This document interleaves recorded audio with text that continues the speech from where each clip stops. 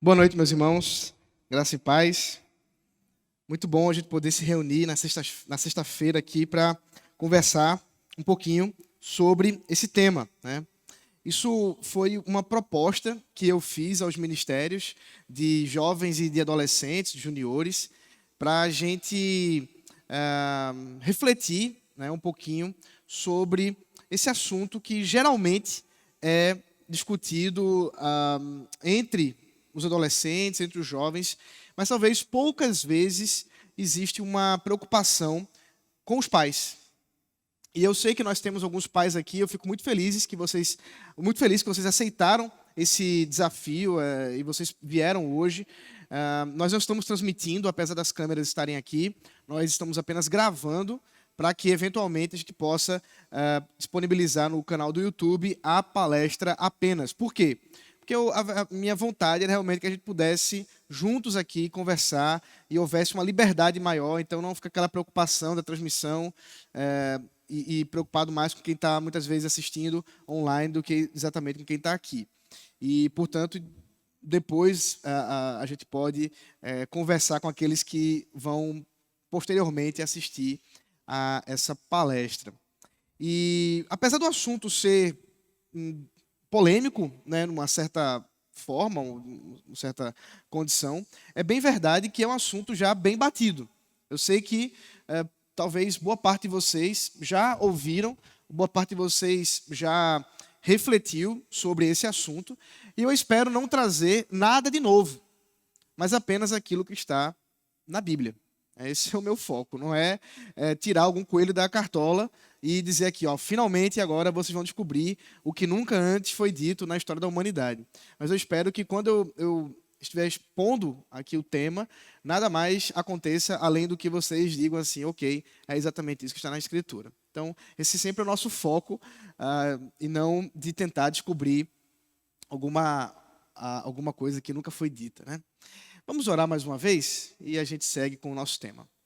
Deus maravilhoso, muito obrigado, Pai, pelo privilégio que o Senhor nos concede, por esse momento gostoso de adoração, por esse momento, Senhor, também de pensar sobre os relacionamentos românticos, sobre o namoro, Senhor, e os desafios muitas vezes que nossos jovens passam, nossos adolescentes, e como nós podemos agradar a Ti, Senhor.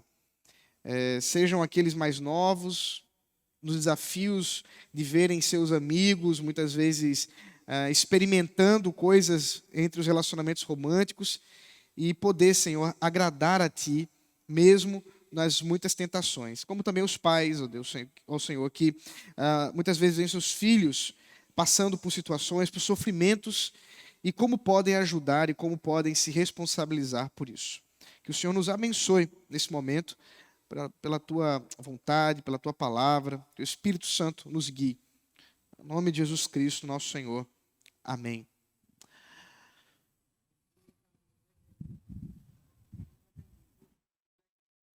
Tá certo. Foi disponibilizado nos grupos aí da igreja o link do formulário para perguntas, então vocês também podem acessar se assim precisar. Meus irmãos, o tema namoro, talvez uma das perguntas mais simples de se fazer e mais difíceis de serem respondidas, ou mais difícil de ser respondida, é de fato qual é a base bíblica para o namoro. Se eu perguntasse para você agora, né, meu irmão, minha irmã, me acha aí um texto bíblico que fale sobre namoro. Eu desse aí para você 5 minutos, 1 hora, 10 anos, você não acharia. Eu espero. Por quê? Porque, de fato, o tema, o assunto, esse aspecto cultural chamado namoro, é algo recente, muito recente. Talvez aí, nos últimos 100 anos, seja, de fato, alguma coisa parecida com o que a gente chama de namoro, com esse nome que nós damos a essa fase de um relacionamento que pode ser definido de várias formas. E a nossa proposta, portanto, é de fato verificar nas Escrituras o que ela trata sobre relacionamentos. o que a Bíblia tem a dizer sobre o relacionamento romântico. E, portanto, conferindo o que a Bíblia tem a dizer sobre esse assunto, poder entender nos nossos dias o que podemos e de fato devemos fazer diante da cultura que nos assedia. É alguma coisa que, sem dúvida, se eu perguntasse para você, você diria facilmente sobre o nosso dia a dia o que é esse danado desse namoro. Mas, biblicamente, a coisa fica um pouco mais complicada. Então, vamos pensar, biblicamente, pensando algumas questões relacionadas ao tema. Eu não sei se dá para ver, mas eu espero que dê. Algumas questões aqui que eu quero discutir com vocês. Eu peço que vocês, portanto, abram a Bíblia em Gênesis, no capítulo 2, porque, afinal de contas, é onde tudo começa.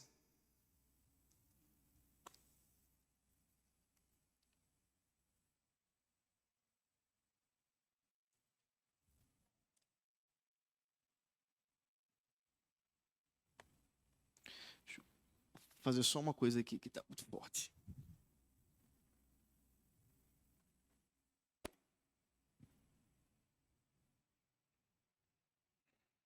Gênesis capítulo 2.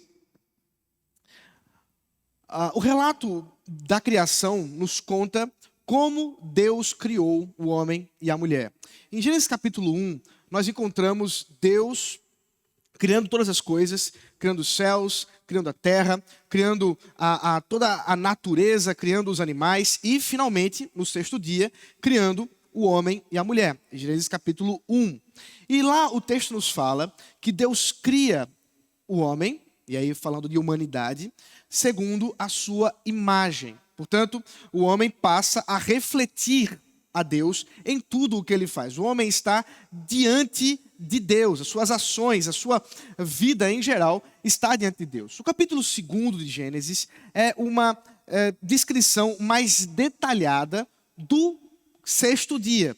Então, é como se Moisés agora estivesse aumentando um pouco o zoom desse dia, desse momento da criação, e descrevesse um pouco mais como foi o processo em Deus criar o homem e a mulher. E é exatamente nesse momento do capítulo 2 que Deus, ao criar o homem, e vocês lembram como foi que ele faz? Ele cria primeiro o corpo do homem e sopra nas suas narinas, e o homem passa a ser alma vivente. O homem passa a respirar, e essa respiração não diz respeito apenas a uma coisa física, mas diz respeito ao espírito, à alma daquele homem. E lá está Adão, que foi colocado no jardim pelo próprio Senhor, e Deus havia ordenado a Adão que ele cultivasse e guardasse o jardim, e também ordenado a Adão que ele não comesse do fruto da árvore do conhecimento do bem e do mal. Ele poderia comer da árvore da vida, mas não poderia comer da árvore do conhecimento do bem e do mal, e poderia comer, óbvio, de todas as outras árvores que ali estavam. Então, Adão estava vivendo sua vidinha, e finalmente ele passa a verificar os animais. E é exatamente nesse contexto, eu quero que você volte os olhos comigo, no capítulo 2, versículo 18, que o Senhor olha para Adão. Isso é o sexto dia. E veja o que Deus diz. O Senhor Deus disse ainda: não é bom que o homem esteja só. Farei para ele uma auxiliadora que seja semelhante a ele. Havendo, pois, o Senhor Deus formado da terra todos os animais do campo e todas as aves dos céus, trouxe-os a Adão para ver o nome que lhes daria. E o nome que ele desse a todos os seres vivos, esse seria o nome deles. O homem deu nome a todos os animais domésticos, às aves dos céus e a todos os animais selvagens. Mas, veja aí direitinho, para o homem não se achava uma auxiliadora que fosse semelhante a ele. Outras versões, uma auxiliadora que lhe fosse idônea. O que está acontecendo aqui?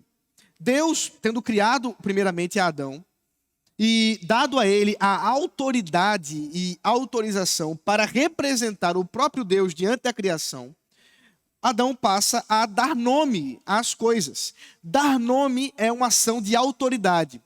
Você, por exemplo, tem um nome. Todos vocês aqui receberam um nome, provavelmente dos seus pais.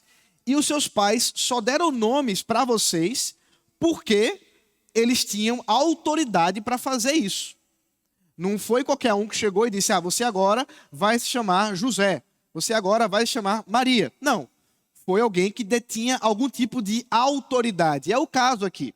Adão, tendo autoridade da parte de Deus, passa a falar a respeito dos animais e dar nome aos animais. No entanto, Deus declara alguma coisa que chama a atenção dentro da narrativa. E se você já teve a experiência de ler Gênesis capítulo 1 e Gênesis capítulo 2, já deve ter percebido uma pausa meio abrupta aqui nesse versículo 18. Por quê? Porque Deus havia falado no capítulo 1 por 7 vezes: isso é bom, isso é bom, isso é bom. E no final, inclusive, ele disse que era o quê? Muito bom. A respeito da criação. Mas agora no capítulo 2, o mesmo autor, Moisés, tratando sobre essa situação do homem sozinho, ele diz: isso não é bom.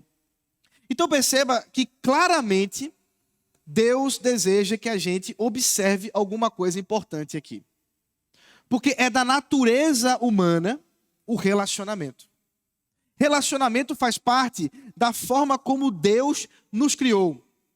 Deus nos criou de fato para nos relacionarmos primeiramente com Ele e depois com o próximo. E aí está o problema. É porque Adão de fato se relacionava com Deus, mas não tinha com quem se relacionar que lhe fosse semelhante. Alguém que ele pudesse olhar nos olhos. Alguém que fosse da sua altura. E é exatamente esse o problema do texto. Deus olha e diz: para o homem não há uma auxiliadora. Não há alguém que lhe seja idôneo. Esse relacionamento que Deus estabelece com o homem e que ele percebe que é necessário para que ele se relacione com alguém, é o que a Bíblia chama de um relacionamento pactual. O próprio Deus nos relaciona de forma pactual. Deus escolheu que nós tivéssemos com Ele um relacionamento. Ele não precisava ter feito isso. Ele poderia simplesmente ter criado o homem e deixado. Mas Deus não fez assim. Deus se relaciona conosco. E esse relacionamento, inclusive, envolve promessas. Promessas que o próprio Deus faz consigo mesmo. E agora, nesse momento, ele olha para o homem e percebe uma necessidade que o próprio Deus estabeleceu. Porque, ao ser semelhante ao Criador, o homem carecia de alguma diversidade em seu relacionamento. Deixa eu explicar isso aqui melhor. Nós precisamos nos voltar um pouquinho para o ser de Deus. Deus é um ser trinitário. Deus, por ser triuno, ele tem em si mesmo uma característica de ser um e muitos. Ele é uma comunidade de 3 pessoas, sendo um único Deus. Isso é um grande mistério, porque de fato não há nada na criação que se assemelhe ao próprio Deus. Portanto, quando Deus cria o homem e o homem deve refletir a Deus, o homem deve, de alguma forma, viver à semelhança do Criador, há uma necessidade de que não só o homem, Adão, exista, mas que possa haver alguém que lhe seja igual e, ao mesmo tempo, diferente. A missão que Deus tinha dado a Adão de cultivar e guardar como autoridade na criação é uma missão que Adão não poderia cumprir sozinho. Aí entra essa auxiliadora. O termo auxiliadora no texto não tem nada a ver com alguma coisa como empregada ou serviçal. Alguma coisa como se a mulher estivesse abaixo do homem, afinal de contas ela é uma auxiliadora. Muito pelo contrário. O termo em hebraico é usado diversas vezes para se referir a Deus. Por exemplo, Elevo os meus olhos para os montes. De onde me virá o auxílio? O meu auxílio vem do Senhor. A mesma expressão usada no Salmo é usada aqui por Moisés para designar uma pessoa que pudesse proporcionar finalmente esse cumprimento dessa missão que Adão não poderia cumprir. Em resumo, o que nós temos aqui é uma declaração de Deus dizendo: nós não fomos feitos para vivermos sozinhos. Nós não fomos feitos para vivenciar a solidão. Nem a solidão de Deus, porque afinal de contas estamos nos relacionando com Ele, nem a solidão com o próximo. E o próximo não existia. E aí está a crise. Mas finalmente Deus resolve o problema. Versículo 21. Então o Senhor Deus fez cair um pesado sono sobre o homem, e este adormeceu. Tirou-lhe uma das costelas e fechou o lugar com carne. E da costela que havia tirado do homem, o Senhor Deus formou uma mulher e a levou até ele. E o homem disse: esta, afinal, é osso dos meus ossos e carne da minha carne. Será chamada varoa, porque do varão foi tirada. E então Moisés conclui com uma declaração muito curiosa. Por isso, o homem deixa pai e mãe e se une à sua mulher, tornando-se os dois uma só carne. Tornando-se os dois uma só carne. Perceba, portanto, que Deus, de fato, está criando alguém para auxiliar esse homem, para que ele possa cumprir essa missão. Mas esse alguém não é simplesmente igual ao homem em todos os quesitos. Não há uma relação de igualdade no que se refere à dinâmica do homem e que agora há uma nova dinâmica, a mulher. Por que isso não pode ser igual? Porque Deus, uma comunidade, a Trindade, são 3 pessoas iguais? Não. São 3 pessoas distintas. O Pai, o Filho e o Espírito Santo. E agora, o homem passa a refletir a Deus na diversidade e na unidade. A unidade que é revelada aqui quando Moisés diz: eles se tornam uma só carne, apesar de serem 2 pessoas distintas e complementares, inclusive anatomicamente. Homem e mulher têm um corpo criado por Deus distinto e complementar. Mas não só anatomicamente. Nós sabemos que mulheres e homens têm distinções, desde como eles sentem as emoções, desde como eles se ambientam dentro dos próprios relacionamentos. E isso tem a ver com a forma como Deus criou. Porque perceba que a mulher veio para resolver um grande problema, o problema dos relacionamentos. É por isso que a mulher, ela tem uma capacidade de se relacionar, uma capacidade de ambientar os relacionamentos de forma muito mais própria do que os homens. Porque Deus concedeu às mulheres essa condição. Vai conceder outra, como por exemplo a dar vida, que na sequência do texto nós veremos. Mas aqui nós encontramos a relação do homem e da mulher. E perceba que nós estamos falando de relacionamento de forma bem genérica, mas Moisés realmente passa a concluir o texto para falar de casamento. E a prova que ele está falando de casamento é o versículo 24. Por isso, o homem deixa pai e mãe e se une à sua mulher. Adão e Eva tinham pai e mãe? Não. Então, por que Moisés vai falar de pai e mãe no meio de um contexto que simplesmente não existe? Porque isso está sendo criado uma instituição, uma lei, uma ordem criacional. Deus está criando um parâmetro. E o parâmetro é: o casamento é a união entre o homem e a mulher. Unidade e diversidade que espelham o próprio relacionamento da Trindade na unidade e na diversidade.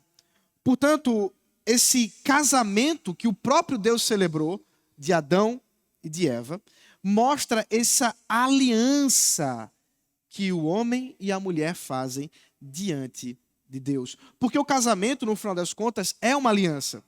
Assim como Deus, o Deus pactual, se relaciona conosco por meio de uma aliança, o casamento também é uma aliança.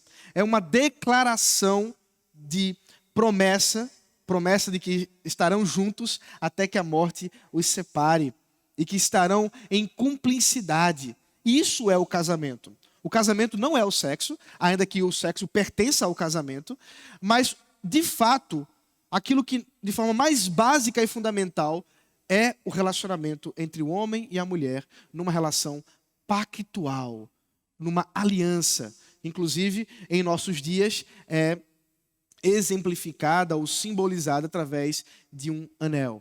E nós colocamos na mão esquerda como tradição cultural, bem cultural mesmo. Eu me recordo do avô da minha esposa, que é holandês, e na Holanda os protestantes usam a aliança de casado na mão direita e os católicos usam na mão esquerda.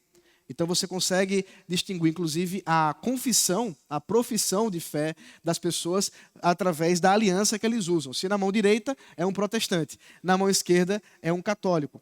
E aqui chegaram os avós dela, jovens casados com 3 filhos, depois tiveram mais 5 aqui no Brasil. E logo que estavam, talvez o reverendo Francisco estava pregando em alguma igreja, não me recordo agora bem a história, mas eu sei que alguém perguntou para eles: vocês não são casados? Porque eles tinham aliança na mão direita. Aí, desde então, eles usam aliança na mão esquerda, porque se tornaram missionários aqui no Brasil por um longo período. Isso é interessante para a gente perceber o quanto de cultura que há nessas questões que nós estamos falando. Mas é fundamental que nós observemos o que é a essência.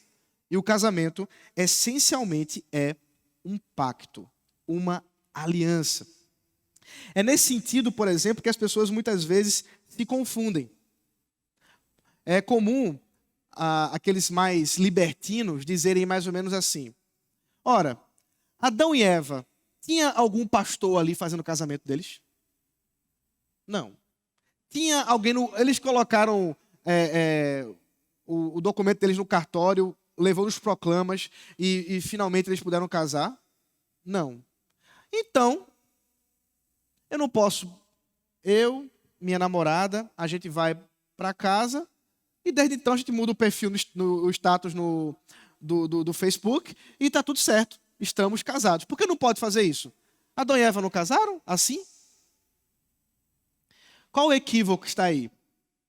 É que o princípio que Deus está criando é um princípio de publicidade. Adão e Eva, e só tinha eles dois mesmo, né?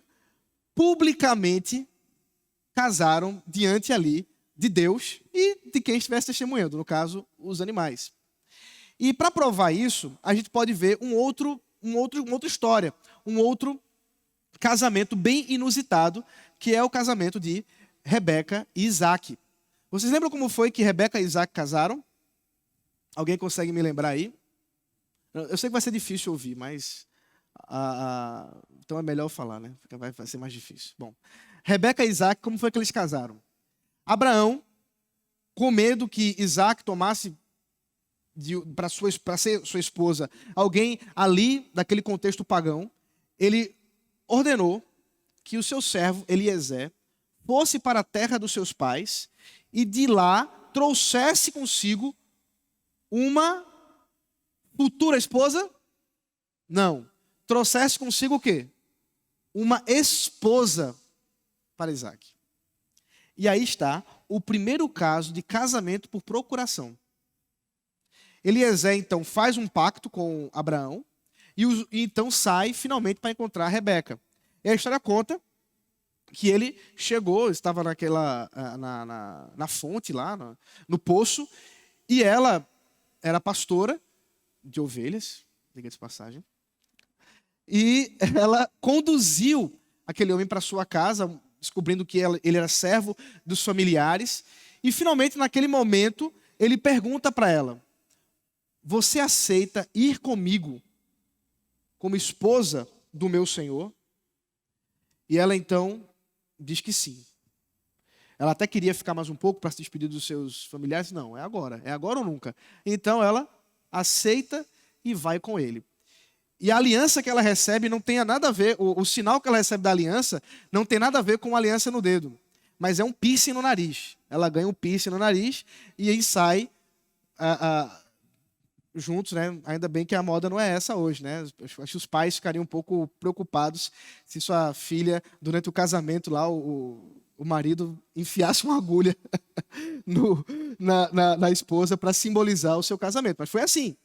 Ele deu um brinco no nariz dela e eles foram, então, para se encontrar com Isaac. E ali, Isaac está aguardando, sua mãe acabara de morrer, entristecido por causa do luto. Ela avista Isaac, coloca o véu, Isaac entende, trata-se da minha esposa, eles se encontram e vão para a tenda de Sara, onde Isaac é consolado através do seu relacionamento com sua agora esposa. Já era esposa, ela já chegou casada por procuração. Isso é importante para a gente perceber que o casamento, de fato, não é uma questão do cartório, o casamento não é uma questão da igreja, o casamento, de fato, é uma questão de Deus. É Deus quem une. E como é que essa união se forma? Através de um pacto público. E esse pacto público é feito na nossa sociedade através do cartório. Por isso que existem os proclamas. Eu sei que quem não casou não tem ideia o que é proclamas, porque você só sabe isso quando vai casar. Então, proclamas é quando você vai no cartório, você coloca lá os seus documentos e tudo mais, e aí vai no diário oficial e num jornal de alta publicação, que tem uma notinha: fulaninho e fulaninha, filhos de fulaninho e fulaninha, e fulaninho e fulaninha, vão se casar, tarará, tarará, tarará. Por quê? Porque, eventualmente, se houver alguma coisa que impeça esse casamento, agora é a hora. Né? Então, essa é a tradição que nós temos na nossa sociedade. Então, Deus cria esse casamento, Deus cria esse relacionamento para refletir o seu próprio relacionamento no intratrinitário e para, é claro, o deleite do casal. Porque, afinal de contas, o casamento é um deleite. O casamento é uma bênção de Deus, é uma instituição criada por Deus e de forma que o homem e a mulher podem externar a sua alegria, o seu prazer um com o outro. Mas as coisas não ficaram desse jeito, porque na árvore alguma coisa apareceu. Vamos dar uma olhadinha no texto? Capítulo 3 diz assim. Deixa eu só tomar uma aguinha aqui. Mas a serpente, mais astuta que todos os animais selvagens que o Senhor Deus tinha feito, disse à mulher: é verdade que Deus disse, não comam do fruto de nenhuma árvore do jardim? A mulher respondeu à serpente: do fruto das árvores do jardim podemos comer, mas do fruto da árvore que está no meio do jardim, Deus disse: vocês não devem comer dele, nem tocar nele, para que não venham a morrer. Então a serpente disse à mulher: é certo que vocês não morrerão, porque Deus sabe que no dia em que dele comerem, os olhos de vocês se abrirão, e como Deus, vocês serão conhecedores do bem e do mal. Vamos dar uma parada aqui, depois a gente vai seguindo o texto. Então o homem e a mulher estavam em paz com Deus. Homem e a mulher. Meus irmãos, vocês que estão aí na arquibancada, se quiserem usar das cadeiras aqui, são bem-vindos, viu? É com vocês que eu estou falando mesmo. Podem vir aqui, tem bastante cadeira, fiquem à vontade, não vai atrapalhar não. Apesar de eu ter parado, né? Então, o homem e a mulher estavam em paz, estavam em harmonia nesse jardim das delícias, que é exatamente o que significa Éden. No entanto, surge um novo personagem. Surge agora a serpente, que o texto introduz como um personagem, um animal sagaz, astuto, e que vem trazer um questionamento, vem tentar questionar aquilo que Deus havia explicado, aquilo que Deus havia ordenado para o homem e para a mulher. A grande tentação aqui não é, perceba bem, simplesmente o pecado por ele mesmo. Mas o alvo de Eva, o alvo de Adão, é aquilo que a serpente diz: como Deus, vocês serão conhecedores do bem e do mal. Então aquela perguntinha de $1 milhão. Adão e Eva tinham conhecimento do bem e do mal antes de comerem do fruto da árvore do conhecimento do bem e do mal? Quem acha que sim, levanta a mão. Quem acha que não, levanta a mão. E o resto, pelo jeito, nem que sim, nem que não, muito pelo contrário. Já sabe que é uma pegadinha, né? Vocês estão acostumados com essas coisas. O problema, meus irmãos, é como que Adão e Eva conheciam as coisas antes da queda. Eles se relacionavam com Deus. E Deus, com certeza, descrevia para ele todas as coisas. E dentre as coisas que Deus descreveu é a sua vontade. A vontade de Deus estava explícita para Adão e para Eva. E a vontade de Deus é sempre boa, agradável e perfeita. Então, o que é bom? É aquilo que Deus diz. E o que é mal? O contrário. Adão e Eva tinham conhecimento do bem e do mal? Tinha conhecimento do bem e do mal. Mas como esse conhecimento acontecia? Através da revelação, através de Deus. Agora perceba, a tentação não é mais o conhecimento do bem e do mal.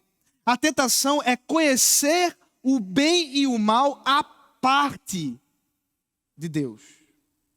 E aí está o grande problema dos relacionamentos. E aí está o grande problema do pecado nos relacionamentos. Porque aquilo que Deus havia ordenado para ser, a estrutura como Deus havia criado e ensinado, agora passa a ficar distorcida quando eles comem do fruto. Quando eles são tentados a fazer as coisas através da sua própria vontade, através da sua autonomia, da sua liberdade. É claro, é um engano.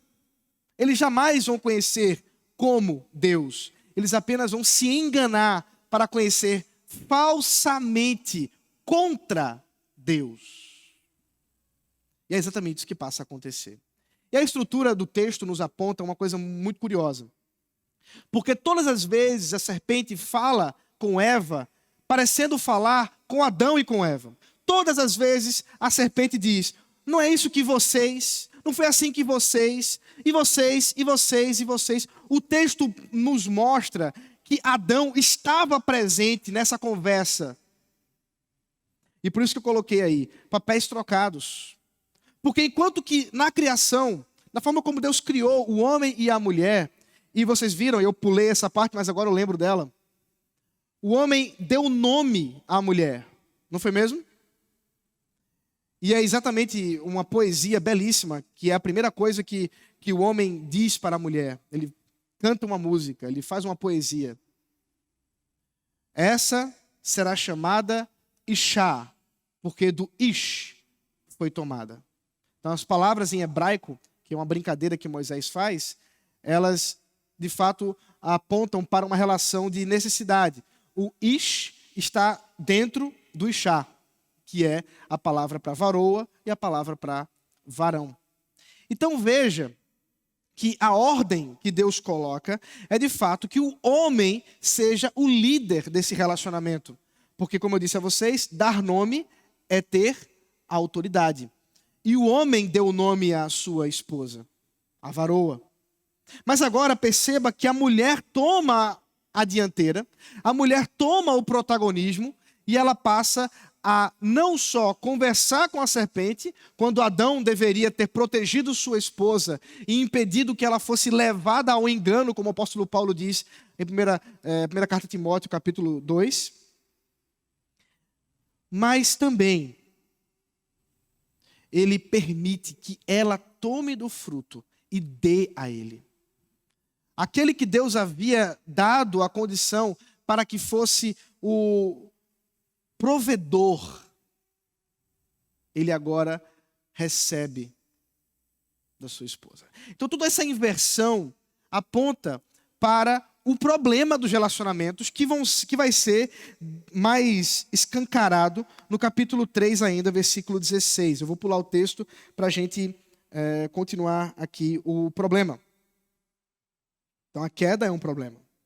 E nós precisamos lidar com o problema, porque todos nós estamos nascidos diante desse problema. E a mulher, ele disse: aumentarei em muito os seus sofrimentos na gravidez. Com dor você dará à luz filhos. O seu desejo será para o seu marido e ele governará. Veja que coisa interessante. Deus havia dito ao homem e à mulher que uma vez que eles comessem do fruto da árvore do conhecimento do bem e do mal, o que aconteceria com eles?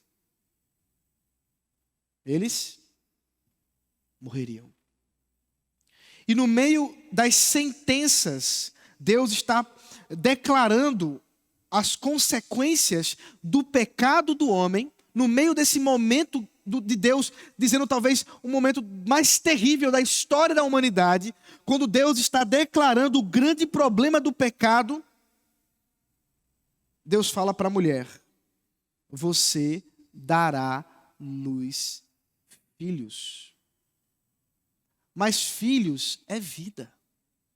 Descendência é continuidade. Então, enquanto se esperava que tudo fosse levado à morte, a vida vai surgir. O relacionamento do homem e da mulher, mesmo que quebrado, produzirá vida, segundo a vontade de Deus. Isso é uma resposta do versículo anterior, versículo 15, que aponta para o Redentor, aquele que virá para cumprir a promessa do descendente dessa mulher, que pisará na cabeça da serpente e, portanto, trará a redenção. Uma promessa de redenção é feita aqui, ainda que todo o problema está sendo desenrolado. Mas eu quero destacar o final do versículo 16. O seu desejo será para o seu marido e ele a governará. Tem um detalhe no texto que não dá para pegar em português. E isso acontece porque Moisés, mais uma vez, ele utiliza uma estrutura que ele vai repetir essa estrutura no capítulo 4. Mas no capítulo 4, as nossas traduções escolhem uma outra palavra para traduzir a palavra para. Quero que vocês vejam comigo para vocês entenderem o que eu estou dizendo. Deus está falando com Caim. No capítulo 4, versículo 7. Se fizer o que é certo, não é verdade que você será aceito, mas se não fizer o que é certo, eis que o pecado está à porta, à sua espera. E aí o ponto que eu quero destacar. O desejo dele será contra você, mas é necessário que você o domine. As mesmas palavras com pronomes diferentes foram usadas por Moisés aqui e no versículo 16. Só que os nossos tradutores, no capítulo 4, eles dizem: o desejo dele será contra você. E no versículo 16 do capítulo 3, eles dizem: o seu desejo será para o seu marido. Por isso que eu prefiro entender que o que Moisés está dizendo aqui é: o seu desejo será contra o seu marido e ele te governará. Aqui nós encontramos o grande problema, a guerra dos sexos, o problema dos relacionamentos. É que nós naturalmente estamos quebrados. Nossos relacionamentos estão quebrados. Cada um está em busca dos seus próprios interesses, dos seus próprios desejos, das suas próprias vontades. E naturalmente essas vontades, elas estarão em contradição uns com os outros. E aí o problema, enquanto a mulher age contra o seu marido com um poder manipulativo, o homem age contra a sua mulher com o poder da força, que é o que dá a entender o texto ao falar que ele a dominará, que ele a controlará por meio da força. Ele fará isso porque ele é mais forte, ele governará sobre ela. Não mais aquela liderança da criação, mas agora uma liderança déspota. E aqui nós temos 4 possibilidades. E você vai ver que essas 4 possibilidades são as possibilidades do pecado nos relacionamentos. E eu estou falando de casamento mesmo, ainda que a gente possa ampliar isso para os relacionamentos em geral. Enquanto que pode haver um homem déspota, casado, um homem déspota ou um homem banana, são 2 opções, né? Eu chamo ele de banana, que é o homem omisso. Então você tem um homem que age com força, com violência, e nós temos aí muitos exemplos a respeito disso, e outros que se omitem da sua missão de líder. Os dois espectros estão em pecado. Como você tem também o problema das mulheres subservientes, também conhecida como amélias, e as mulheres mandonas, que impõem a sua vontade e manipuladoras. Os 2 espectros também estão diante do pecado. Então perceba que essas 4 opções, que podem se interrelacionar de muitas formas, apontam para o grande e talvez a grande impossibilidade do relacionamento romântico. Como que o homem e a mulher podem se relacionar através disso? Se fosse simplesmente assim, se a história terminasse assim, nós realmente estaríamos fadados a viver em uma sociedade que casamento seria uma utopia. E talvez isso não seja tão estranho para nós hoje, por conta da inimizade com o evangelho da nossa sociedade, em que muitos realmente dizem: mas esse negócio de casamento monogâmico, isso aí é utopia. Isso é papo furado. Mas graças a Deus por Jesus Cristo, que nos reconciliou consigo mesmo e uns com os outros. A cruz de Cristo responde aos anseios do grande problema dos relacionamentos, ao nos reconciliar com Deus e nos reconciliar uns com os outros. É por isso que a gente pode se amar. O amor existe porque Deus é amor, mas não só por isso, mas porque Deus nos amou, mas não só por isso, mas porque ao nos dar esse amor, Deus nos concede a possibilidade de amar. Por isso, o mandamento amar uns aos outros faz sentido. Porque Deus nos amou. 1 João capítulo 4, versículo 7 nos fala sobre esse amor que procede de Deus, esse amor que se manifestou em Cristo e esse amor que consiste exatamente em que Ele nos amou primeiro. Então, pensando agora hoje, nos nossos dias, pensando no grande problema que nós vivenciamos, e agora você, pai, diante desse quadro que se mostra para nós, em que todos nós estamos envolvidos.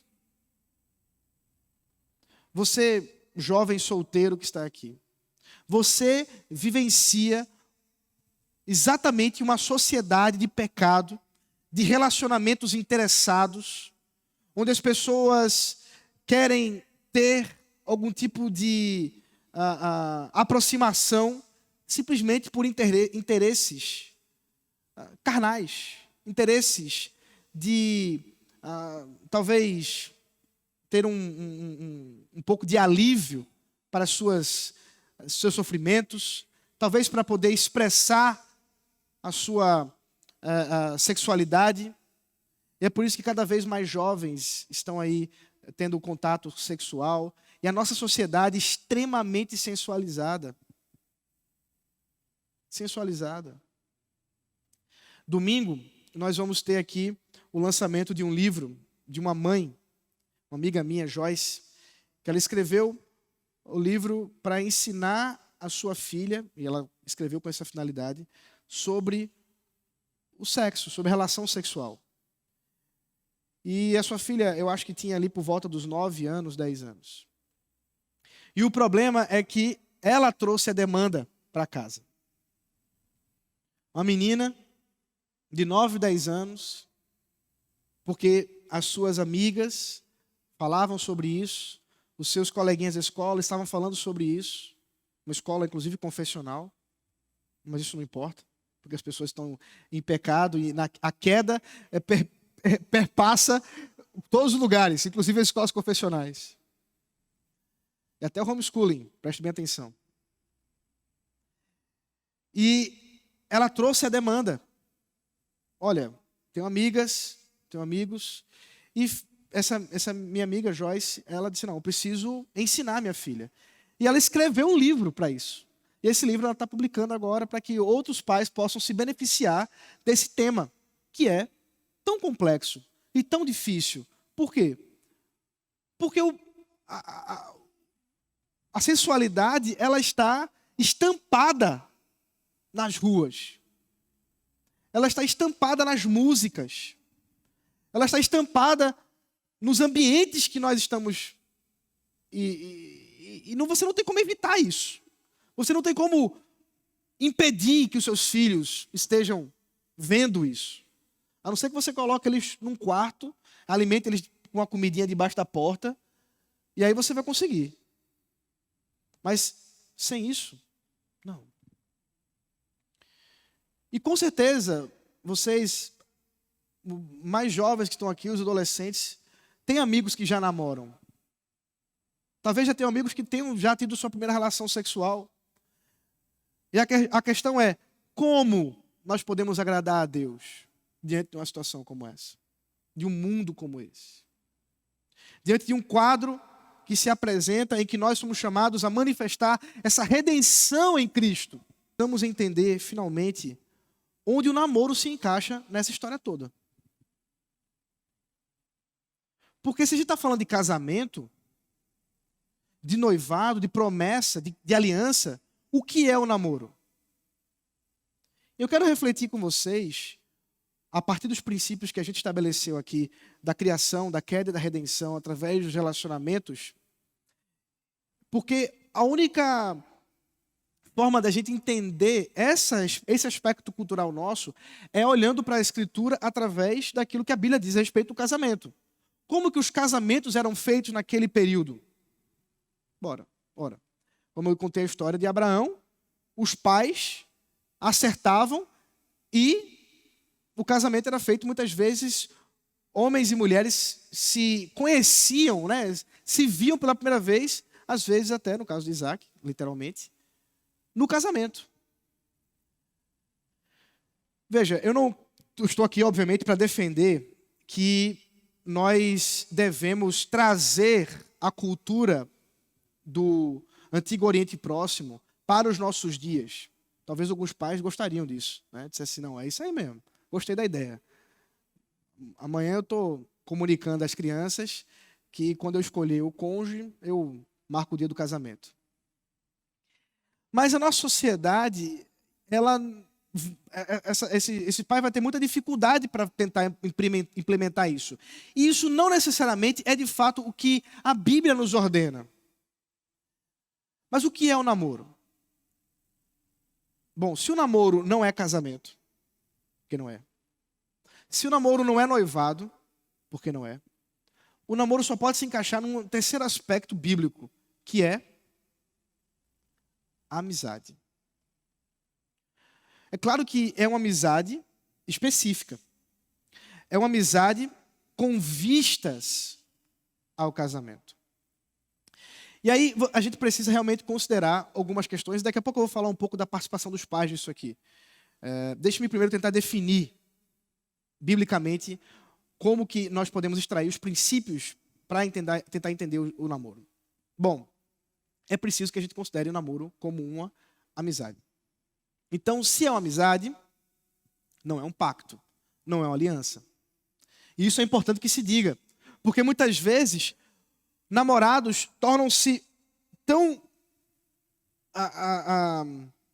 unidos que muitas vezes parecem estar mais casados do que um casal, mesmo que não estejam morando juntos. E isso dentro da igreja. E claro, eu estou falando com crentes, eu preciso comunicar para vocês coisas que estão entrando na nossa igreja. E por ser um namoro, e usando essa expressão, muitos não gostam dessa expressão, outros preferem a corte ou qualquer outro termo. A gente precisa considerar que, de fato, o namoro envolve uma promessa, ainda que não seja um pacto, mas envolve uma promessa de um relacionamento, de um casamento. Por isso que é uma amizade com vistas ao casamento. Porque qual é a outra opção? Então, só existiria 2 tipos de namoro. O namoro com vistas ao casamento e o namoro recreativo. O que é o namoro recreativo? É o namoro em que 2 pessoas se unem simplesmente para que possam aproveitar, curtir. A gente está curtindo. Então, quando eu digo namoro com vistas ao casamento, é uma visão meio míope. Eu tenho miopia, né? Se eu tiro o óculos aqui, eu vejo vocês de forma bem embaçada aqui. Tá? Não consigo distinguir os rostos de vocês. Então eu preciso do óculos. E o namoro é uma amizade com vistas ao casamento de forma míope. O que significa isso? Que a gente não pode entender que o namoro é com vistas ao casamento se 2 adolescentes de 12 anos, aí você vai lá e diz assim, vocês estão namorando? Mas para casar, para casar. Quando é que vão casar esses 2? Daqui a 10 anos eles casam. E é isso que acontece. É isso que acontece. Eu estava até falando com o Gustavo, quantos casos que eu conheço de namoros duradouros, namoros de 7, 8, 9, 10 anos de namoro. Acaba. E aí depois os 2 casam com outras pessoas em alguns meses. Qual foi o problema? Vocês já viram isso, né? Alguém já viu essa história aqui ou eu estou contando uma coisa muito absurda? Por que isso acontece? Porque, obviamente, quando eles começaram a namorar, eles estavam prontos para namorar? Não. Por quê? Porque o namoro tem a ver com casamento. Porque é o que a Bíblia diz. A Bíblia fala sobre casamento, a Bíblia não fala sobre namoro. Então, se a gente está pensando sobre namoro, a gente tem que falar sobre casamento. E se não estamos falando sobre casamento, então a gente não deveria falar sobre namoro. E esse que é o problema. Muitas vezes, os jovens começam a ter um relacionamento e ter seus corações dilacerados com relacionamentos extremamente íntimos. E, obviamente, isso vai causar problemas. Daí a diferença entre querer casar e poder casar. Não, a gente está casando, ou a gente está namorando, mas a gente quer casar. Mas você pode casar? E eu gosto de fazer essa brincadeira. Talvez eu já tenha feito aqui, mas estou chegando agora, para vocês me conhecerem, leva um tempo para fazer essa brincadeira. Mas quando um casal, eu já fiz isso algumas vezes, quando um casal vem falar para mim, a gente começou a namorar. Eu falo assim, que lindo, quando é o casamento? Pastor, peraí, começou a namorar agora. Gente, e vocês estão namorando por quê, então? Por que vocês estão entrando nesse relacionamento se não é para casar? Não, é para casar, a gente quer casar. É? Quando? Quando que isso vai acontecer?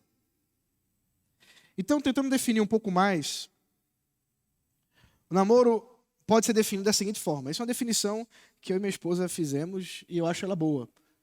Um curto período no qual um homem e uma mulher aprofundam a amizade e investem no conhecimento de Deus em conjunto, um do outro e das famílias respectivas. Então, deixa eu explicar o que eu quero dizer com isso. Obviamente, nós estamos falando de um relacionamento romântico, bíblico e, portanto, ele consiste entre um homem e uma mulher. Nem vou entrar nos detalhes. Mas esse relacionamento, apesar de romântico, é uma amizade. E por ser uma amizade, ela deve ter muito mais o foco em conhecimento do que em intimidade física. Porque muitas vezes o namoro consiste simplesmente agora pode beijar e dar a mão. Antes não podia e agora pode. Mas isso é muito pobre com o que de fato é o mais importante nessa fase do relacionamento. Uma vez que ela consiste numa fase que antecede o casamento, assim nós esperamos, é necessário que haja um conhecimento de Deus. Em como os dois se relacionam com Deus, em como um pode ajudar o outro a conhecer mais a Deus. Então, uma boa forma de você descobrir que essa pessoa não é para você casar é se você começa a namorar com ela e ela quer estar com você mais no cinema do que na igreja. Ela quer estar com você mais tomando sorvete do que lendo a Bíblia. Por quê? Preste bem atenção aqui. Porque nós somos chamados para amar a Deus mais do que ao nosso cônjuge. E se você namora com alguém que demonstra ter mais afeto, amor, paixão por você do que a Deus, essa pessoa não está pronta para casar. Eles aprofundam um relacionamento entre si, então conhecendo um ao outro, não é conhecendo os corpos um do outro, é conhecendo um ao outro, a vida, o que fazem, o que pensam sobre o futuro, né? Quais são os seus planos. Não, eu tenho um plano de ser missionário na África. Eu tenho um plano de ser funcionário público aqui em Pernambuco. Vai dar certo esse casamento? Não vai. A menina tem um sonho de ser juíza. E o cara quer desbravar Angola. Não vai dar. E agora é hora de descobrir isso. Porque eu já estive em gabinetes muitas vezes de casais casados, frustrados, porque o sonho de um era uma coisa e o sonho do outro era o oposto. E eles descobriram isso depois da noite de núpcias. E depois da noite de núpcias, casou. Não descasa mais por isso. E o conhecimento das famílias. Isso é muito importante. É muito importante. É importante conhecer os pais. É importante conhecer a dinâmica entre os pais. Mas não só isso. A gente precisa considerar o protagonismo do pai e da mãe no namoro dos seus filhos. Porque aí está o princípio. Eu rodei e não falei o que, afinal de contas, a gente espera do princípio lá dos casamentos arranjados. Já que nós não vamos fazer isso, e nem precisamos, mas o princípio está ali. E qual é o princípio? É que responsabilidade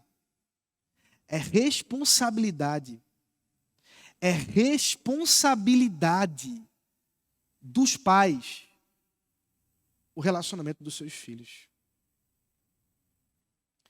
A não ser que seus filhos casem em rebeldia, se eles casam com a sua bênção e casam mal, a responsabilidade não é só deles, não. É sua. E eu quero ser bem claro aqui.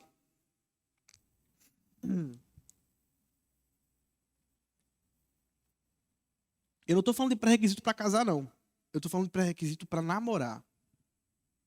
E eu queria que os adolescentes estivessem aqui.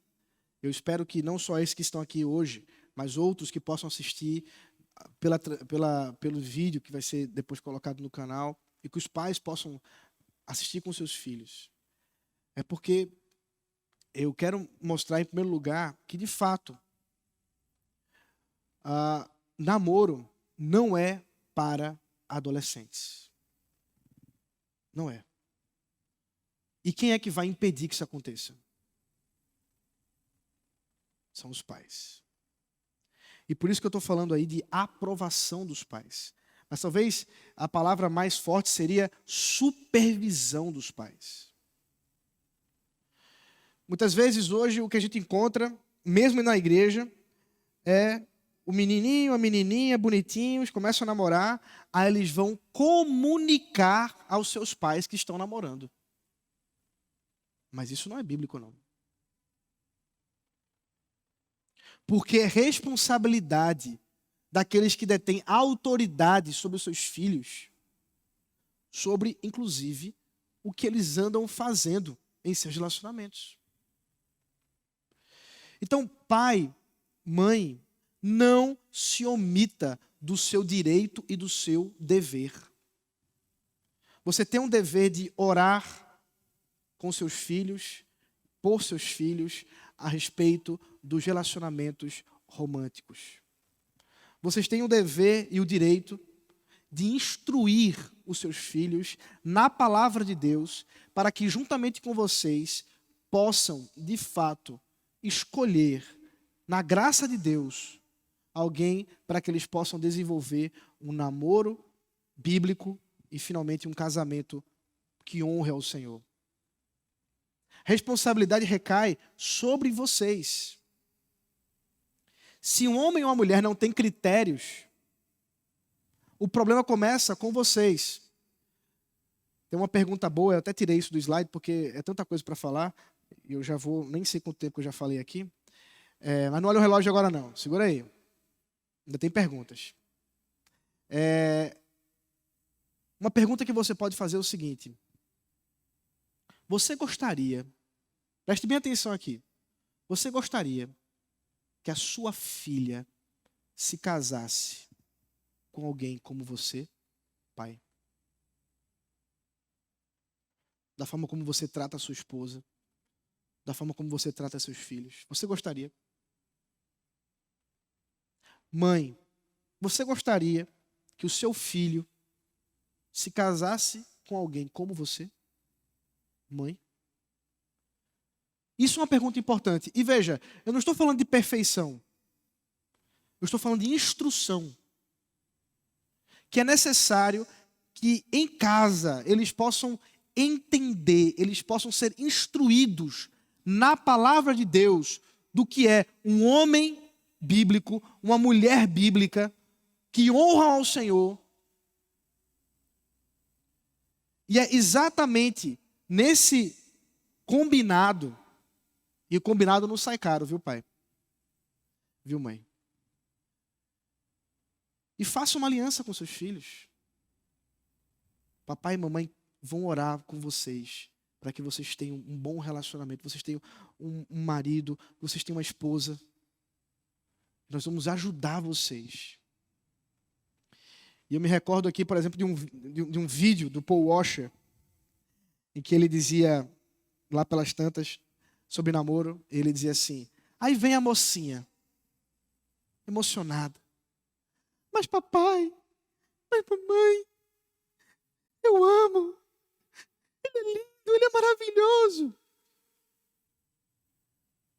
Ele diz assim, você acha, mocinha, que o seu pai e sua mãe têm menos condições de entender o que de fato é importante para que você tenha um relacionamento do que você aí, encantada pelo príncipe que achou na escola, ou do príncipe que encontrou no quarteirão, ou que seja.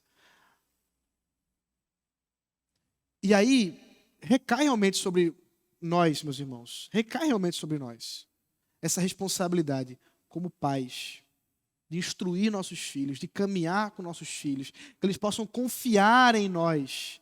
Isso criar realmente uma abertura. Jovens, adolescentes, criem uma abertura com seus pais. Desenvolvam um relacionamento de abertura para que vocês possam ter um critério, um filtro. Porque a paixão cega. E você pode estar usando critérios errados para ter um relacionamento. Para namorar é necessário ter maturidade. A maturidade física é a primeira que a gente obtém. A maturidade física é a primeira que nós encontramos, porque é natural. O corpo se desenvolve e acabou-se. Mas a maturidade espiritual e emocional, ela leva mais tempo. E é por isso que os adolescentes e alguns jovens devem esperar. Esperar um momento para que possam ter condições emocionais, condições, inclusive, de compreender os seus papéis como pais, como marido. Essa é uma pergunta boa de fazer. Você quer namorar? Quero. Você conseguiria hoje se responsabilizar por uma mulher? Não. Então não namore. Você seria hoje capaz de se responsabilizar por filhos e por o seu marido no lar? Não. Então não namore. Seja homem, seja mulher. A maturidade é fundamental. Pode voltar o meu slide aí, por favor? Que eu preciso do ponto aí. Obrigado. Condições financeiras básicas. Veja, eu estou falando de namoro. E é claro que eu estou falando de namoro pensando no casamento. Por quê? Porque o namoro bíblico é pensando em quê? No casamento. Então perceba que é a relação. E é por isso que eu comecei fazendo uma breve exposição do casamento. Para entender o que é isso. E por que condições financeiras básicas? Primeiro, porque é óbvio que nós não esperamos que as pessoas estejam no seu ápice da profissão, com todas as suas questões financeiras resolvidas, para iniciar o namoro e finalmente casar. Não é isso. Mas as pessoas deviam ter condições mínimas para iniciar um relacionamento com vistas ao casamento. E, portanto, desenvolver essa amizade madura. E aí vai uma dica. O mundo diz algo mais ou menos assim, não. E pelo menos eu ouvia muito isso na minha adolescência. Não namore com um amigo. Porque se vier a acabar, acaba a amizade, acaba o namoro, acabou tudo. Vai namorar com o quê? Com o inimigo? Então não, pelo contrário. É claro que nós devíamos desenvolver amizades, conhecer a pessoa, antes mesmo de desenvolvermos algum tipo de relacionamento maior. Eu quero concluir esse momento para ouvir as perguntas que vêm, fazendo um desafio, de fato, para vocês. Como pensar os nossos relacionamentos e como pensar o namoro. Nós vivemos numa sociedade em que o namoro não é nada disso que a gente acabou de falar. O namoro é uma questão simplesmente de usar.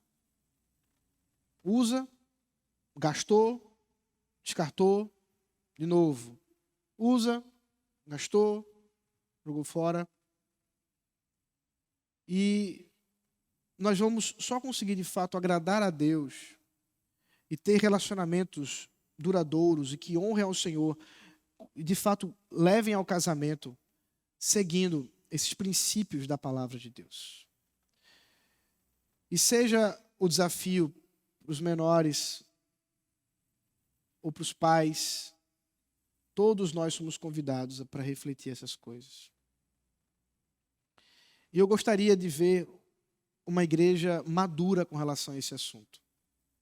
Eu gostaria de ver, queridos irmãos, adolescentes, jovens, ver vocês casando no Senhor.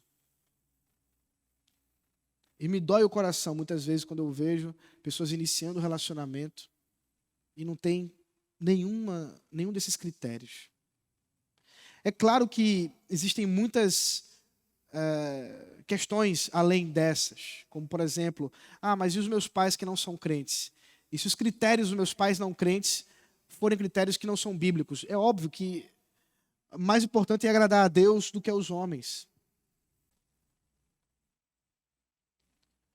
E eu não quero colocar sobre vocês nenhum peso maior do que aquele que a própria Escritura nos dá. Por isso, são princípios que nós precisamos ter como norteadores. Existem contextos familiares, existem situações E nessas situações, vocês vão poder honrar o Senhor, glorificar o Senhor. Deixa eu orar com vocês. Queria convidar o pessoal que vai tocar, para a gente poder cantar mais uma vez. Vamos orar?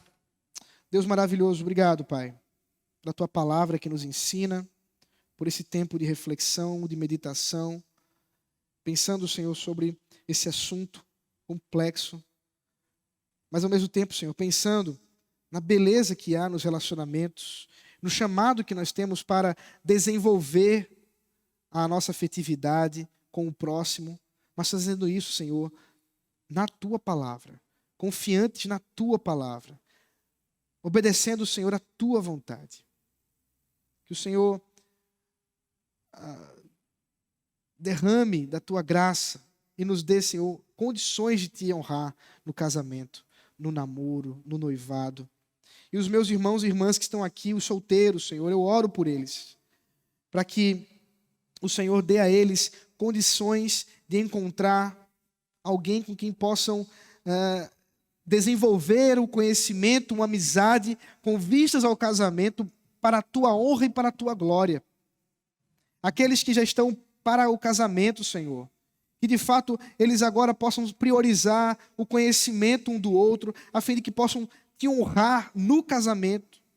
Aqueles que já são casados, que tendo visto um pouco mais sobre o casamento, possam, Deus, terem um encorajamento a respeito desse assunto e a vontade de Te honrar.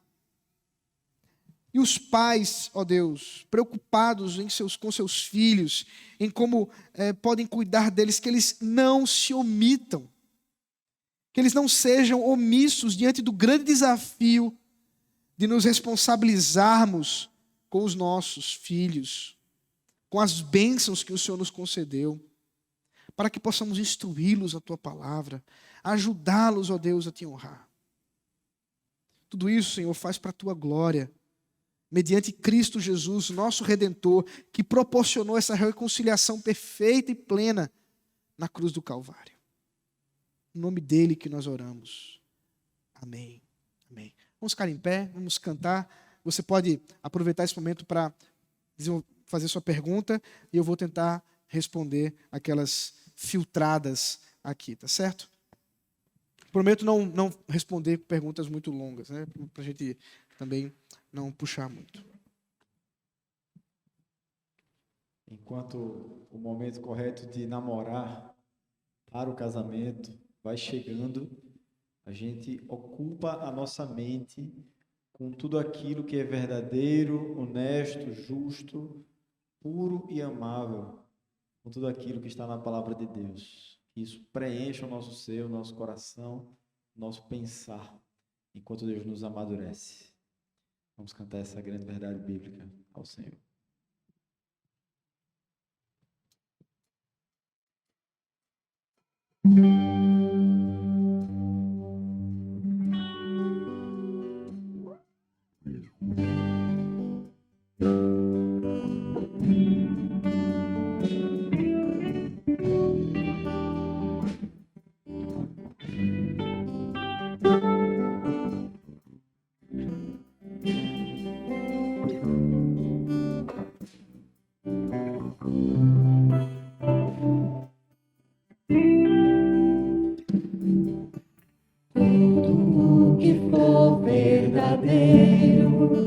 Honesto e justo,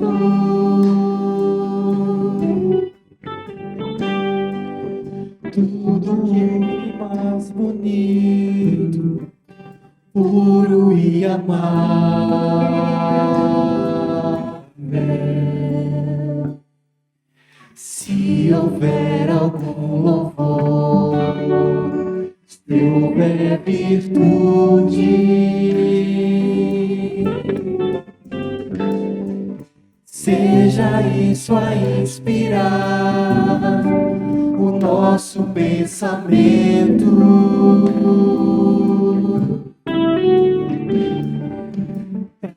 Que não haja em nós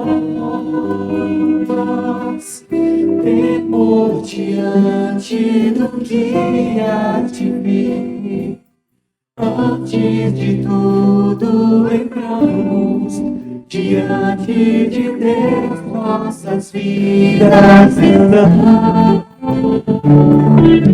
E assim não haja em nós temor diante do que há de vir. A paz que só Deus nos pode dar, sempre há de nos guardar em Cristo Jesus.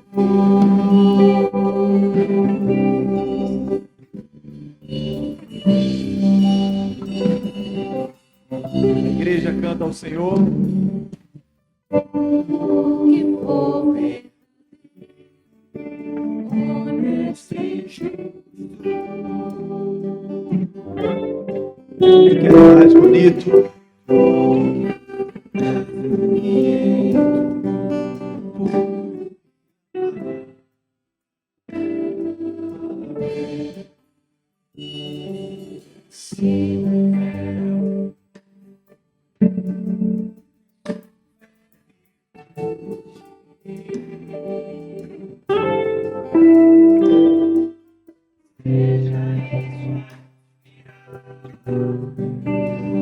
nosso pensamento,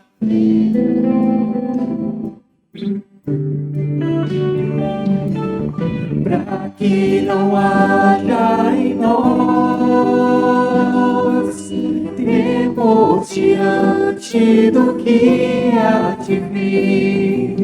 Antes de tudo, lembramos diante de Deus nossas vidas estão. E aqui não haja em nós temor diante do que há de vir. A paz que só Deus nos pode dar, sempre há de nos guardar em Cristo Jesus.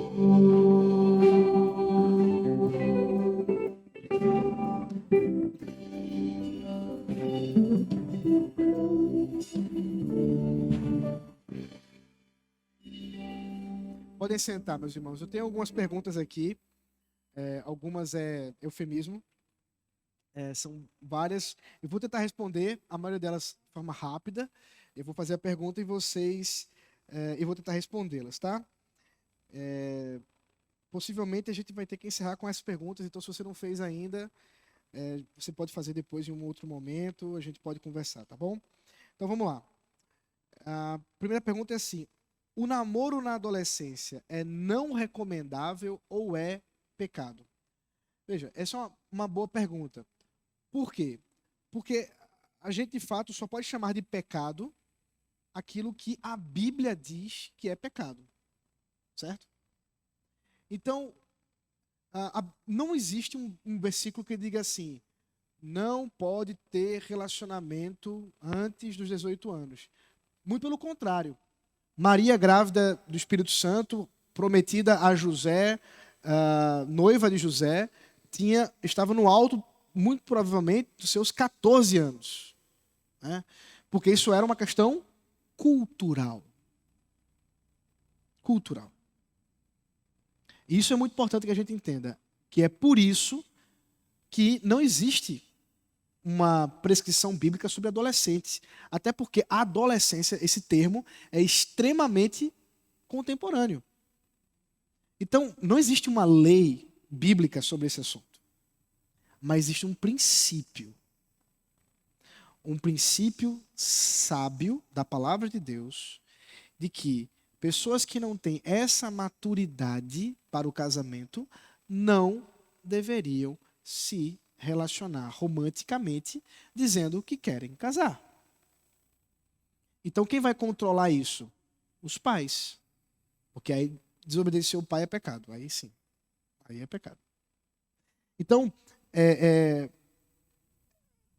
um princípio. E o princípio é maturidade. A nossa estrutura social, a nossa sociedade, um jovem de 12, 13, 14, 15 anos, não tem a sua autonomia financeira, ele não tem uma desenvoltura social e uma maturidade emocional e espiritual para o casamento, em geral. Pode ser que tenha, tem casos que acontecem. E talvez alguém poderia citar casos de pessoas que, por exemplo, se emanciparam para poder casar. Tem muitas histórias desse tipo. Então, a questão não é ser recomendado ou ser pecado. A questão é que é um princípio bíblico a respeito da maturidade. E aí é preciso avaliar cada caso, avaliar as circunstâncias. Nesse mesmo tom vem a outra pergunta. Um casal que começou a namorar na adolescência deve terminar ou dá para se manter? Talvez, inclusive, tenha sido um casal adolescente aqui, não sei.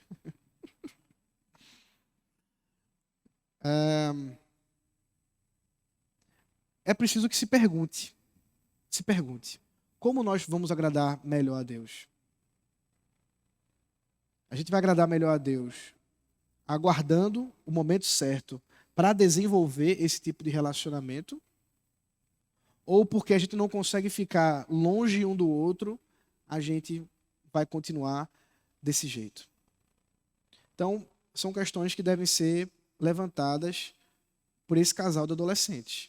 Às vezes com 16 anos, com 17 anos, não tem perspectiva, os pais já disseram, só vai casar depois que formar. Aí, e aí, quando vai casar? Daqui a 5, 6 anos? Será que é isso mesmo? Mas se a gente acabar agora, quem garante que a gente vai casar? Bom, somos crentes. Quem garante é Deus. Então, agradar a Deus envolve sacrifícios. Então, eu diria, você quer honrar o Senhor? Você tem duas opções. Ou você casa, ou você termina esse namoro. Porque protelá-lo por mais 5, 6 anos, sem vista de casamento, não faz sentido. Isso já não é um namoro com vistas ao casamento. É um namoro recreativo, inclusive muitas vezes envolvendo uma dependência emocional. Outra pergunta aqui. É responsabilidade dos pais aprovar o namoro? Uma citação do que eu falei. Aí a pessoa pergunta.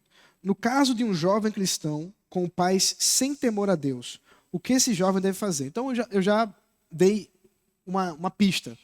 O que o jovem deve fazer é honrar a Deus a despeito do que os pais possam dizer. Eu conheço pessoas que o pai compra camisinha para ele, adolescente, tá aqui, viu? Tá aí.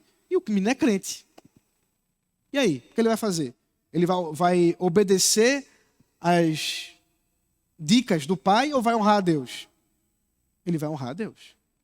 Mesmo que ele tenha pais que não sejam cristãos. Como lidar quanto aos pais, quando os pais impedem o namoro ou o casamento por superproteção? Por exemplo, acham que o filho é muito novo para casar ou que a filha deveria terminar a faculdade. Pois é. Como eu disse, a responsabilidade recai nos pais. Agora, é óbvio que os pais deveriam usar critérios bíblicos para seus filhos casarem ou não. E uma pergunta que os pais devem fazer com filhos, por exemplo, que já estão namorando, às vezes estão aí com 21, 22, 23 anos, o namoro já se arrasta por 5, 6 anos, a pessoa está na metade da faculdade. A pergunta é, vocês querem que eles continuem fornicando ou eles já podem casar? Isso é uma pergunta. Porque o apóstolo Paulo disse, aqueles que vivem abrasados, é melhor que não vivam abrasados e se casem. Para que não vivam assim, é melhor que se casem. Esse é o princípio bíblico. Mas se você quiser caminhar por um outro princípio bíblico, é você que está desonrando a Deus e fazendo os seus filhos pecarem. Por seus critérios errados. Então, essa é a responsabilidade que recai sobre os pais, eles precisam considerar essas questões, por superproteção ou coisa do tipo. Bom, tudo isso precisa ser avaliado. Muitas vezes os filhos aprendem com os exemplos dos pais. Devemos ser completamente abertos com os nossos filhos, mesmo se já tivermos vivido relacionamentos desastrosos no decorrer de nossas vidas? A gente aprende com o erro dos outros também, né? Então é claro que é necessário que haja um cuidado em como você vai dizer isso. Mas uma dica aqui para os pais, de um pai que tem trabalhado isso com os seus filhos e tentado trabalhar isso com os seus filhos. Meus filhos são pequenos, vocês sabem disso. 7, 6 e 3 anos. Mas eu digo para eles, papai é pecador, papai peca contra você, papai peca contra a mamãe.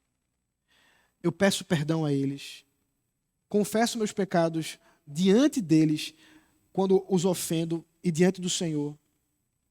E ensino a eles que somente Deus, na sua palavra, tem a verdade absoluta e total. O papai pode falar uma coisa e está errado. E eles têm que entender que a minha autoridade não está fundamentada naquele momento. Está fundamentada na palavra. Eles vão desenvolver isso. Em outras palavras, não deveria surpreender, ainda que possa ser muito duro, que você tenha vivido situações de pecado na sua vida pregressa, arrependido, e agora você pode contar o seu testemunho para os seus filhos. E testemunhos encorajam. Depende da forma como você contar, é claro. Mas eles podem encorajar seus filhos a se manterem fiéis. Né?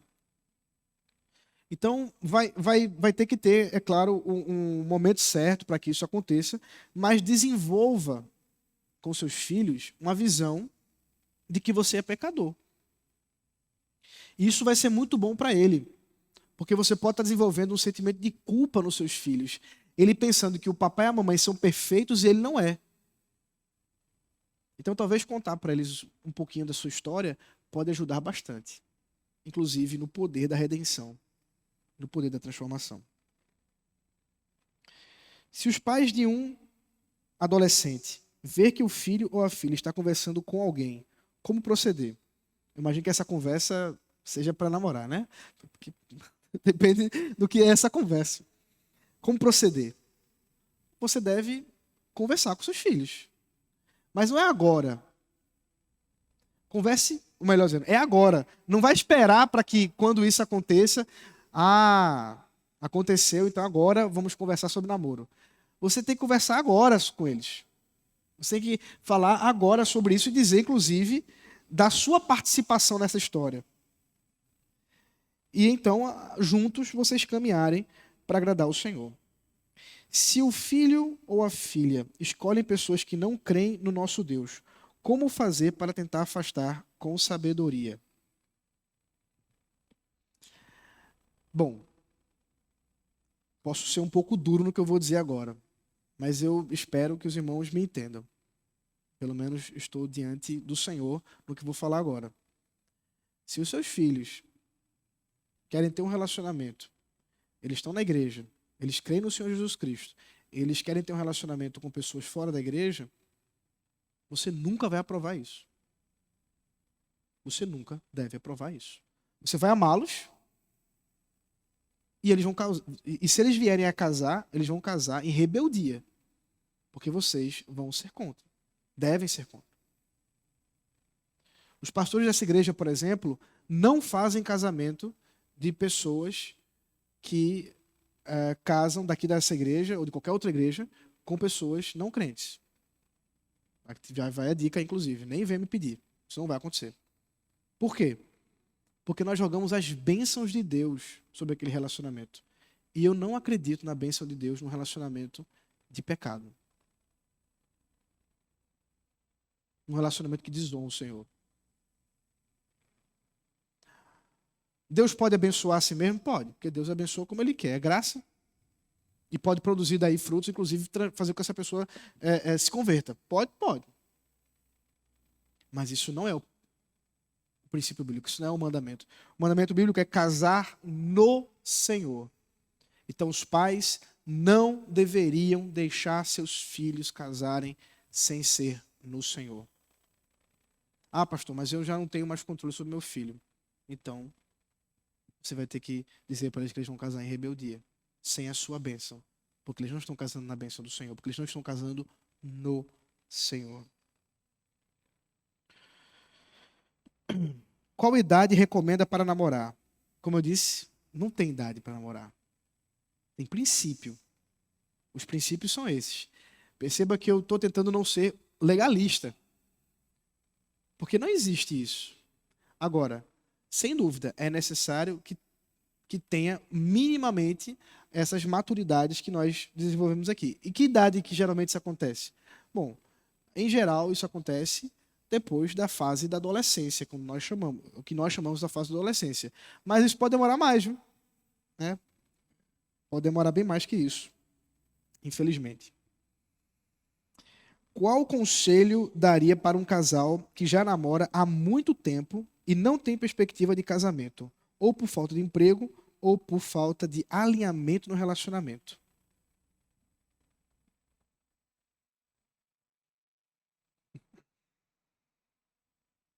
Só existem duas opções. Ou eles se casam, ou eles se separam. Só isso. Porque se eles estão namorando sem vistas ao casamento, eles não estão obedecendo a Deus. Eles não estão obedecendo a Deus. Então, qualquer um dos motivos aqui. Agora, veja, a falta de emprego pode ser momentânea. Então, isso pode esperar um pouco mais, contanto que haja aí uma perspectiva de que a pessoa busque isso, né, e possam a se relacionar. Agora, por falta de alinhamento no relacionamento, só tem duas opções. Ou vocês casam, ou então se separem. Por quê? Pensa comigo aqui. O que eles estão fazendo com o outro é segurando um ao outro, enquanto que os dois deveriam estar em liberdade. Porque eles não estão casados. E nem têm visto ao casamento. Porque talvez não sejam eles dois que deveriam casar. Porque se fosse, tinham casado. E aí está a moça que não casa porque o camarada não é quem ela gosta, ou coisa do tipo, e o cara também. Então isso precisa ser resolvido. Ou casa ou separa. Por falta de emprego, a gente tem que ver cada caso. O que significa essa falta de emprego. Mas, afinal de contas, eu conheço vários casos, inclusive, de pessoas que estavam com o casamento marcado, na semana do casamento, perderam o emprego. Acaba o casamento? Não. E Deus deu graça, Deus abriu portas para que isso pudesse ser resolvido. Mas muitas vezes essa questão do emprego tem a ver com aquele emprego esperado para finalmente poder casar. Então, a gente precisa considerar que nós precisamos baixar um pouco o nível do que a gente espera para o casamento, para então desenvolver juntos um relacionamento. Sempre conto a história de um amigo meu, inclusive eu fiz o casamento desse casal. Eu estava conversando com os dois, aconselhando, e a menina queria casar, e ele não queria. Já estavam namorando há um tempo. E eu disse assim, Caba, por que tu não casa? Ele fez, não, pai, porque tem que ter a casa própria, porque tem que estruturar, tem não sei o quê. Aí ela virou para ele e fez, tu acha que eu sou o quê? Uma boneca, é? Tu vai montar a casinha da Barbie e vai colocar ela lá, é? Eu gostei demais dessa resposta dela. Foi tão boa que eu sempre uso. E eu fiz o casamento deles, graças a Deus, porque exatamente eu disse assim, meu irmão, depois disso aqui, velho, faz o... Foi bem criado. Essa bicha é brava que toda. Rapaz, marca esse casamento, cara. Depois dessa aí, a situação tá complicada. E de fato, marcaram o casamento, casaram, graças a Deus, estão felizes nesse casamento. Mas o problema é isso, o camarada queria ter toda uma estrutura, ela disse, rapaz, eu quero construir com você, vamos caminhar juntos. E esse é o problema muitas vezes. Critérios errados. Às vezes o jovem, ele olha assim, por exemplo, para os pais da namorada. Ele diz assim, eu já ouvi isso. Eu sei que é tolo. Talvez já tenha ouvido também.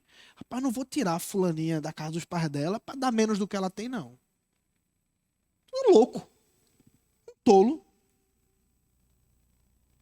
Os pais dela estão já no auge, né, da vida deles profissional, talvez aposentados e tudo mais, e você quer começar dali, então você é um tolo.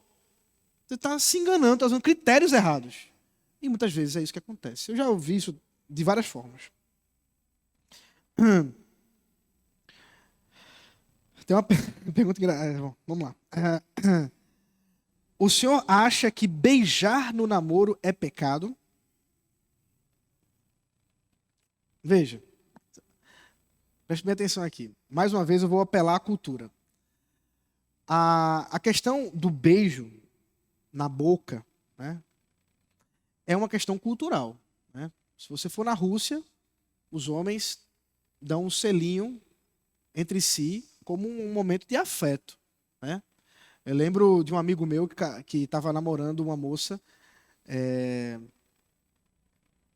lituana, se eu não me engano. Brasileiro namorando com a moça lituana. Ele foi pedir a moça em namoro ao pai dela numa sauna, com os dois nus. É uma questão cultural, porque é naquela sauna onde eles estão despidos, em que os homens conversam sobre coisas sérias. Na nossa sociedade isso não daria muito certo, não. Eu só quero pensar com vocês que isso é uma questão cultural, em primeiro lugar. Em segundo, isso é uma questão muito particular do casal e dos seus pais. Porque eu não quero criar regras que a Bíblia não dá. A Bíblia não diz sobre isso. Agora, tem o que é pecado. Vamos lá, o que é pecado na Bíblia? O pecado é você usar dessas intimidades físicas para satisfação sexual. E aí isso é pecado. Um beijo pode levar a isso? Pode. Depende do beijo. Depende da circunstância. Então, eu diria, avalie bem, junto com seus pais. Porque isso é importante. Então, muitas vezes, aqueles beijos acalorados, um negócio que, né, parece que vai sugar a alma do outro. Bom, isso não me parece uma coisa para namorados. Né? Nem casais fazem isso, muito menos publicamente. Né? Então, o texto de Efésios, capítulo 5, versículo 25, fala de dinâmica de relacionamento, liderança e submissão no casamento. Essa pergunta é muito boa, preste bem atenção. Como isso se dá no namoro, tendo em vista que é uma preparação para o casamento? Qual a postura, indícios que apontaria para essa finalidade nesse contexto de relacionamento? Muito boa essa pergunta. Por quê? Porque eu conheço namoros em que o namorado tem autoridade sobre a sua namorada maior que os pais. E isso está errado.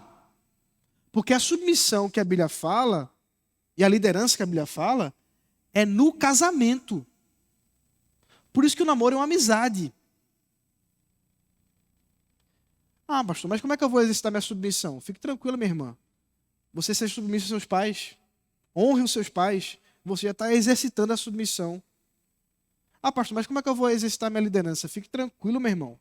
Você exerce sua liderança honrando os seus pais, tomando a sua missão como homem, como líder, nas coisas corriqueiras da vida, mas não é fazendo sua namorada se submeter aos seus caprichos, não. Isso é pecado. E você está fazendo ela desonrar os pais dela, muitas vezes. Então, é necessário que se entenda que no namoro a autoridade é dos pais. Não adiante esse processo. Não adiante esse processo. Deixa eu ver aqui. Bom, é a última pergunta agora. Como saber se uma pessoa é madura espiritualmente para namorar? Essa é a mais difícil de todas. Ela é a mais difícil porque é difícil a gente criar símbolos, né, específicos que esse cara é maduro, talvez porque tem uma áurea aqui, né, tem uma auréola aqui, né, ele é santo, olha lá, quando ele anda, ele sobrevoa o chão, é muito santo.